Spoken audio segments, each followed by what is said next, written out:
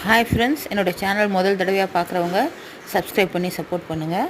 நான் வந்து carrot egg போட்டு ஒரு ரைஸ் பண்ணுறேன். அதுக்கு ஒரு 10 பல் பூண்டு சின்னதாக வெட்டி போட்டேன், 2 பச்சை மிளகாய் வெட்டி வதக்கிட்டு, ஒரு வெங்காயம் வெட்டி வதக்கிட்டு, கேரட் சின்னதாக வெட்டி வச்சுருக்கேன், அதையும் போட்டு வதக்கிட்டு, 2 முட்டை போட்டு, இந்த இதுக்கு தேவையான அளவு உப்பு வெங்காயத்துலேயே போட்டேன், அதையும் வதக்கிட்டு, வீட்டு சாப்பாடு தான், அந்த சாதத்தை 2 பேர் சாப்பிட்ற அளவுக்கு செய்கிறேன்.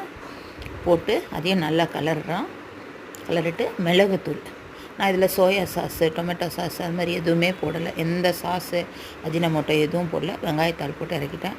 சிம்பிளான ஒரு டேஸ்டியான கேரட் ரைஸு. இந்த மெத்தடில் செஞ்சு பாருங்கள், ரொம்ப நல்லாயிருக்கும். மத்தியானம் சாதம் ஒரு ஆளுக்கு மீந்துடுது நைட்டு, அது என்ன செய்கிறது, குழம்பு இல்லை அப்படின்னும் போது இந்த மாதிரி சாதம் தாளித்து கொடுங்க, ரொம்ப நல்லாயிருக்கும். நிறைய விதத்தில் செய்யலாம்.